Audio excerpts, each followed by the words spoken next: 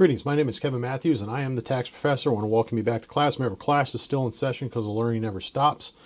And so today, it was actually funny. I shot a video where I kind of talked a little bit about the foreign tax credit and went back and looked at our videos that we had. And I said, holy smokes, I've never actually done a video on the foreign tax credit. And as I started doing the preparation for this video, I began to realize partially why I hadn't done so in the past. It's not a small topic. This is easily something that I could shoot a video on. First of all, if I were to shoot this video containing everything about the foreign tax credit, this would easily go to an hour. I mean, there's just so much material when it comes to the foreign tax credit.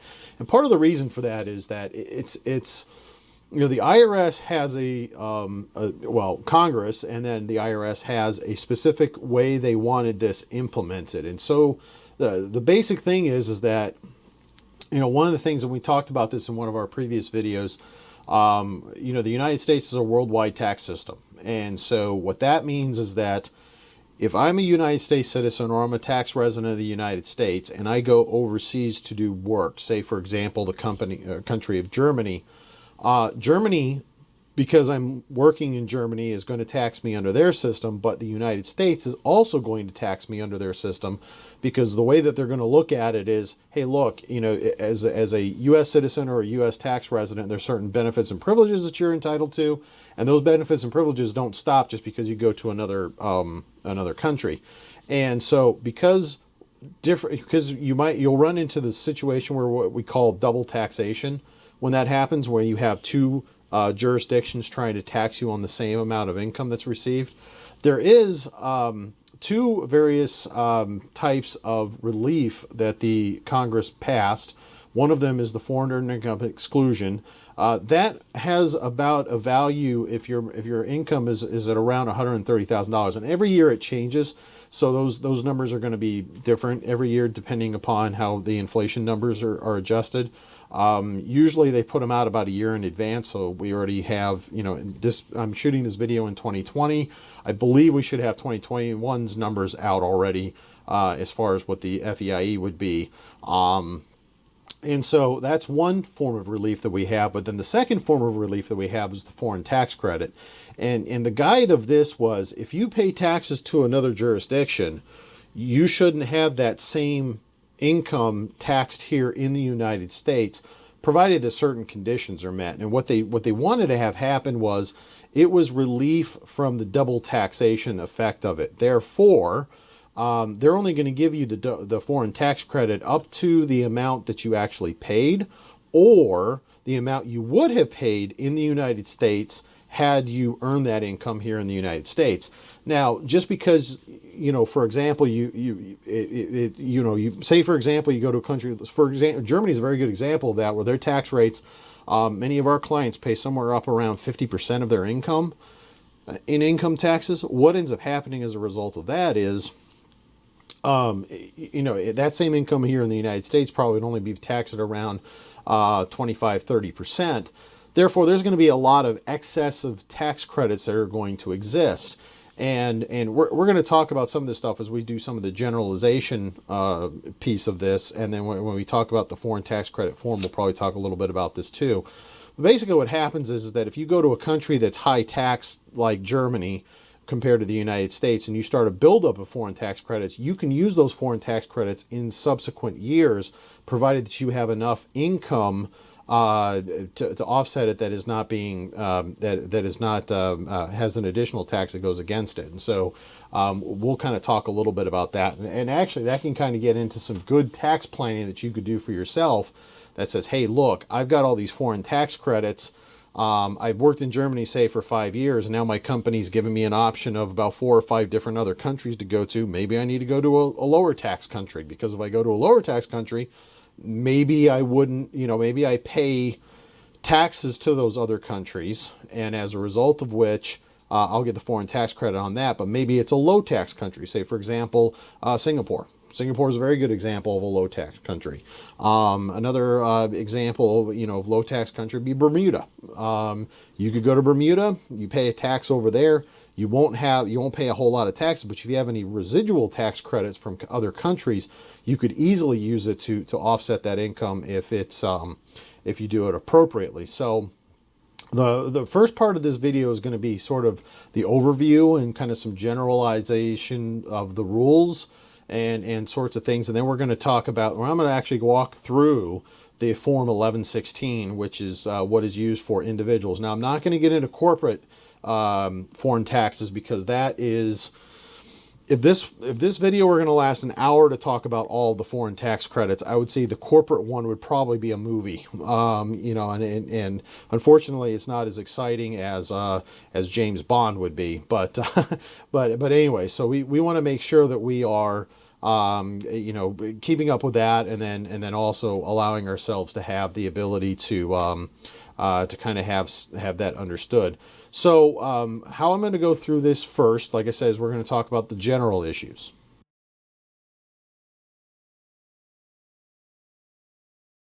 So the general issues that we've got, the way that the foreign tax credit works is that taxes are paid on income in foreign countries.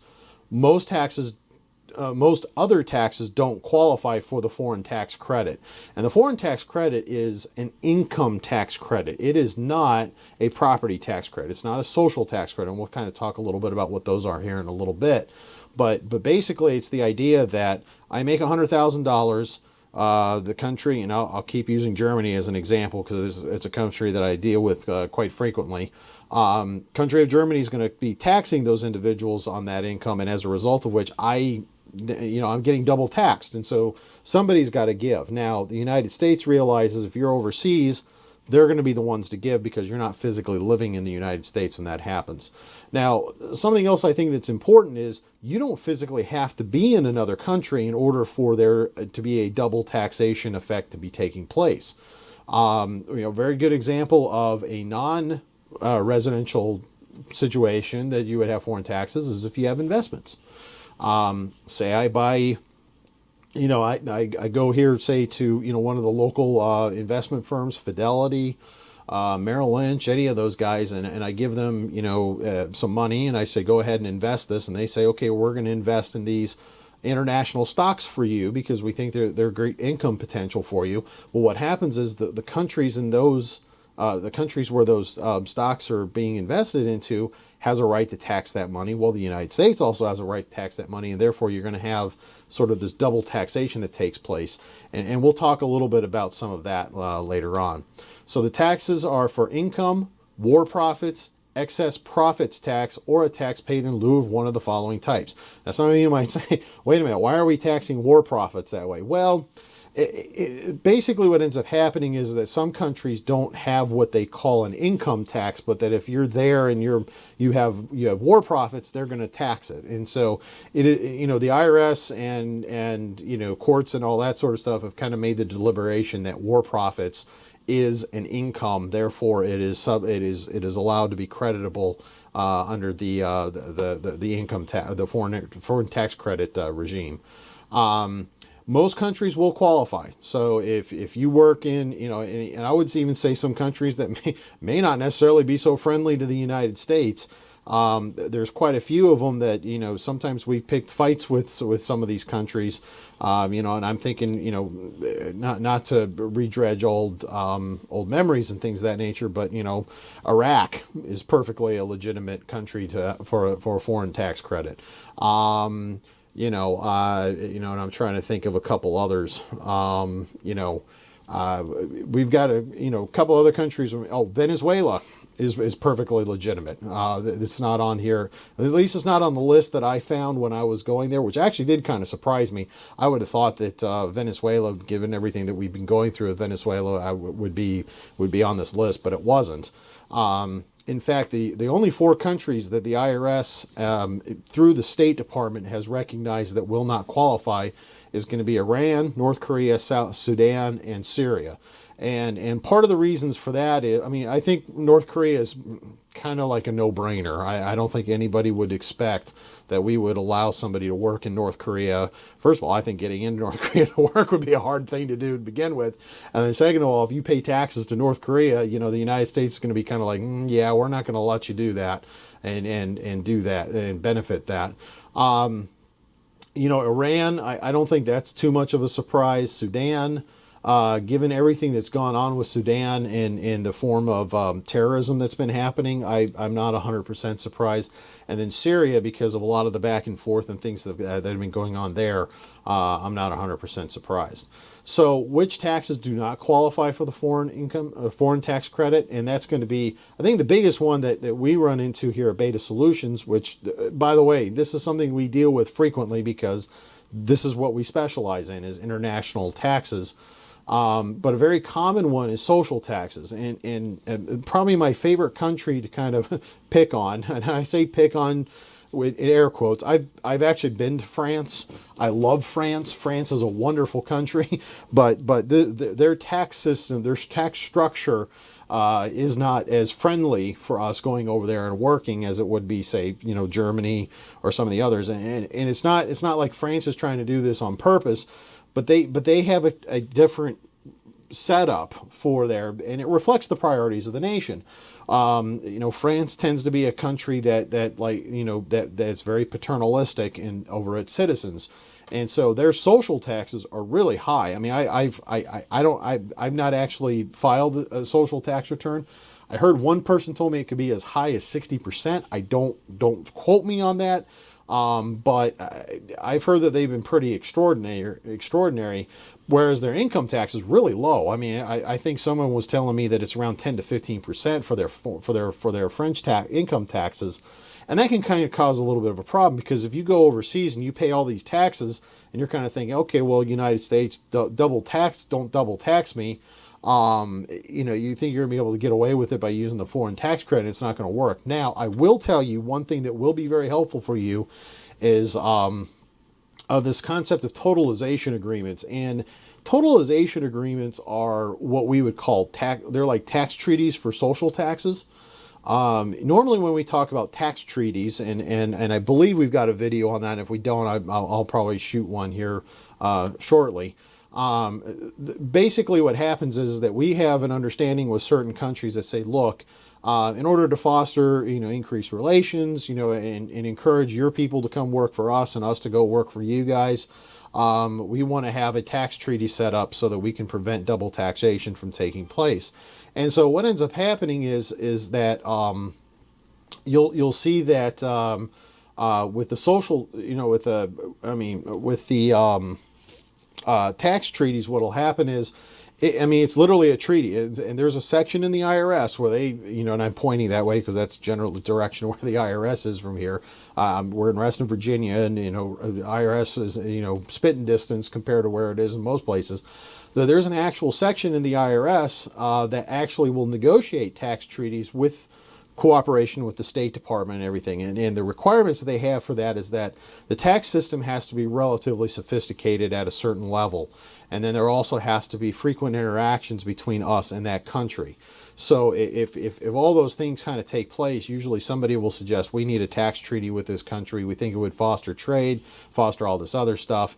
And as a result of that, they think that it would actually work out. So then you have so you have the social taxes. Now, the totalization agreement allows you to avoid sort of that double taxation scheme. So we actually have a totalization agreement with France. At least last time I checked, we did.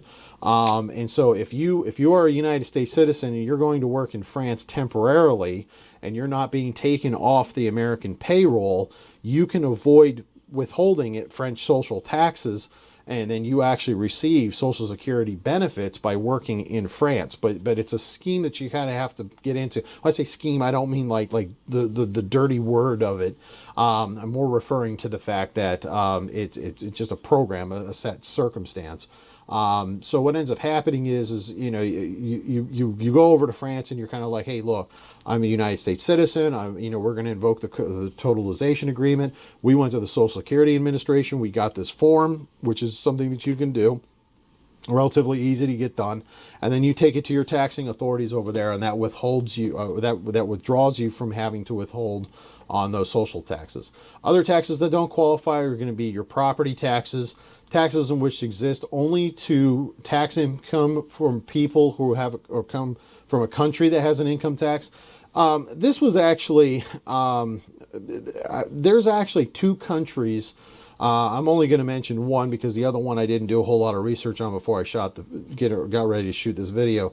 And that's Costa Rica. Costa Rica used to have a tax that they basically said, okay, we're going to tax income, but only if you have come from a country which has a foreign tax credit. And so what it was trying to do is basically say, look, instead of you coming to our country and working and then handing over, a portion of your salary back to your government, we want to keep that ourselves. And so what we're going to do is we're going to put up an income tax, and we're going to tax you by this rate so that you can go back to your country and get the foreign tax credit. The courts and the IRS have both ruled that is not permitted. And so that's going to be happening. And then, of course, any other taxes that are not based on income is also not going to qualify. Now, another common question that we get, there's a foreign tax credit and then there's a foreign tax deduction. Which one's usually better? And normally the credit's going to work out better. And the reason why is credits are dollar for dollar. So if I pay $10,000 to the country of Germany and say that same amount of tax was calculated here in the United States, that would be a dollar for dollar benefit that I would get to put on my tax return. Now, there are rare circumstances, and I say rare meaning, pink unicorns in pixie dust laced fields type rare, where the deduction does work out better. One of the benefits of the foreign tax deduction that I think a lot of people don't know. So in the United States, under the most recent the Tax Cuts and Jobs Act of 2017, they limited the deduction for state and local taxes to $10,000. The foreign tax deduction is outside of that.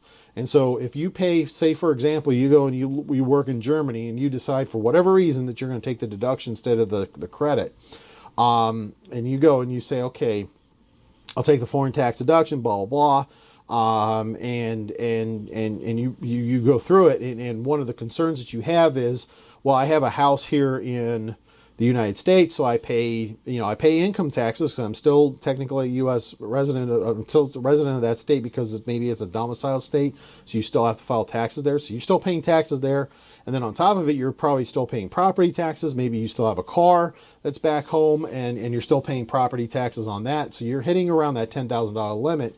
The foreign tax deduction would not be within that. Now, kind of getting into how the tax credit works, the first thing we kind of have to talk about is the 7 baskets. Now, if you've seen one of my loss limitation videos, you'll know that we talk about the what we call the 3 leaky buckets.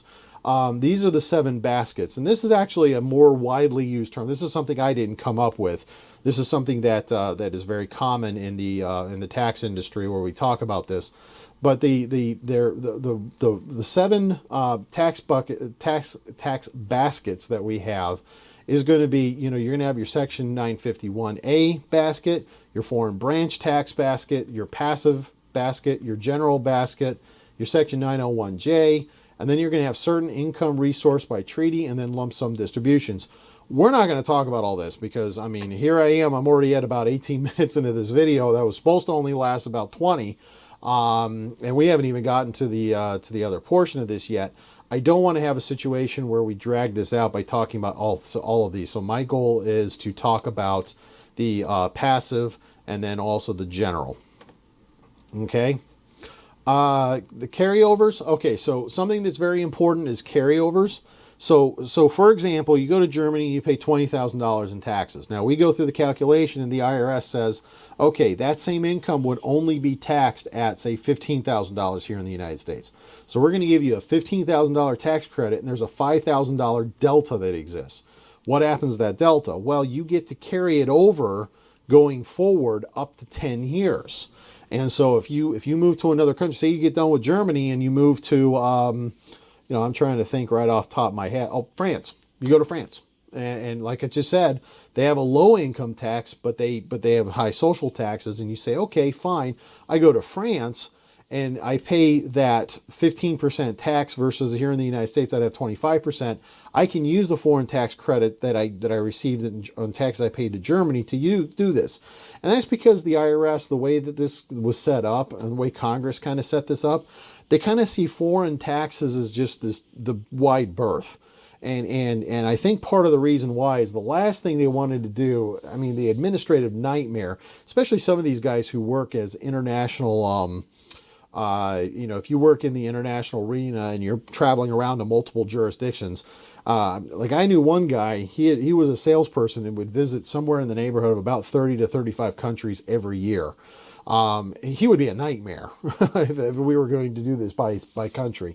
And luckily in that case, that didn't happen. Now, an important consideration of this, most people think that once you get done with your tax returns, you have 3 years of statute of limitations before it all completely closes, which is generally true. With the foreign tax credit carryovers, the statute of limitations relating to that foreign tax credit does not close until those foreign tax credits are no longer available. So if you think about it, say for example, you're filing your tax return for 2020 and you say, hey, I paid some taxes all the way back in 2012 that I want to use for this because it's a foreign tax credit carryover. Luckily, I've got an opportunity to do that. What's going to end up happening is that the IRS can go back and they can go back to the 2012 taxes that you originally paid and said, hey, prove to us that you did that. You can't go to them and say, hey, you had 3 years, you didn't do it, it's your fault. They're going to come back and say, not the way statute of limitations works. So now just because that portion's open doesn't mean that the rest of your tax return is open.